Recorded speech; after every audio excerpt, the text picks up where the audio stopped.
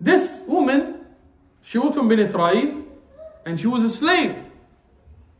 And she was owned Al Fir'aun, by the family of Fir'aun. And her job was to comb the hair of the daughter of Fir'aun. And at a time when the men from Bani Israel were afraid to speak about Islam, at a time when Fir'aun was such a zalim that he would walk into the houses and these strong buff men would stand there while he would kill their children, or his army would. Imagine somebody takes your son. Wallahi, I don't care which superpower comes into my house to take my kids, I'm going out Rambo style, you know, first blood or whatever. I'm not going to let somebody, I don't care who they are. Gotta die. Right? But imagine an oppression that had put such a fear on Ben Israel that you could walk into their house, take their newborn son and kill him, and they wouldn't do anything. Wouldn't say a peep.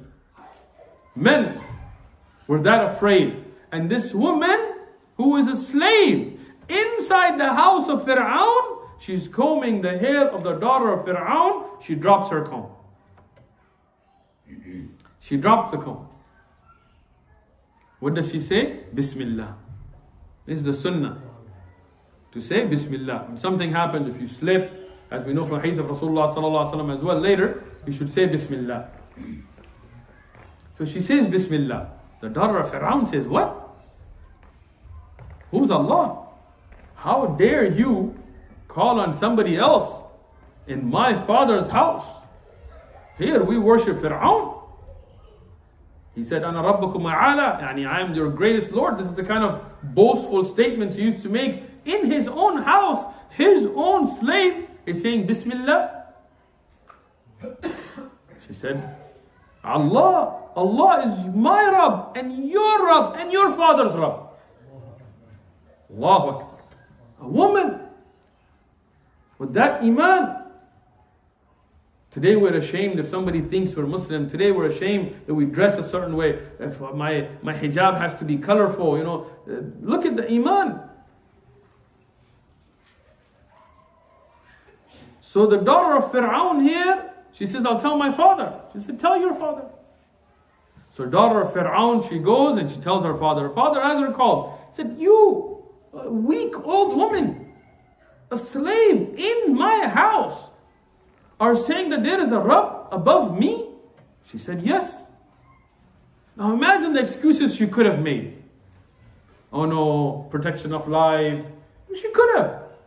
It wouldn't have been haram for her. But sometimes the iman is so strong that even the mubah, even that which is permissible, does not seem permissible to you. Fir'aun tells her, look, I'll kill you. She said, okay. Imagine somebody comes up to one of us today, how scared we get. Imagine Fir'aun, she has no army, she has nobody to rely on. She said, I'll kill you. It's okay. He said, I'll kill your kids. Wallahi, that's a hard test. The mothers, think about. Fathers. Wallahi, if somebody kills me, that's easier on me than anybody even touching my kids. And a mother is more loving than that. So imagine when he threatened her kids, how difficult that must have been. And she said, I cannot renounce Islam. I cannot leave belief in Allah. I can't.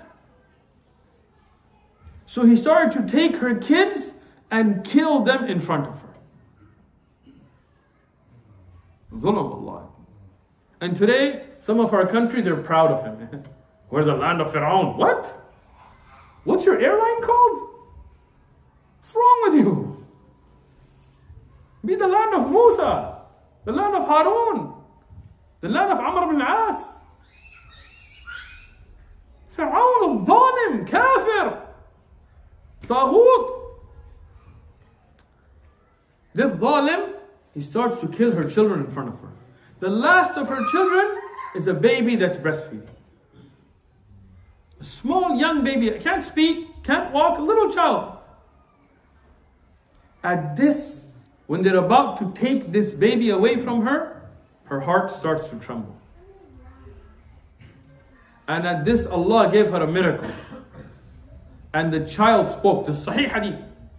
And Abdullah ibn Abbas radiallahu anhu mentions the children that spoke in the end of this hadith, and he mentioned this as one of them. The child miraculously spoke, and he told the mother that be steadfast, because verily the punishment, the hardship of this dunya are easier than the hardships of the akhirah. Be steadfast on your iman, on your Islam. Miracle. The child spoke. And then she asked, it's a mother. She asked, she said, the only thing I ask is you bury me and my children in one grave.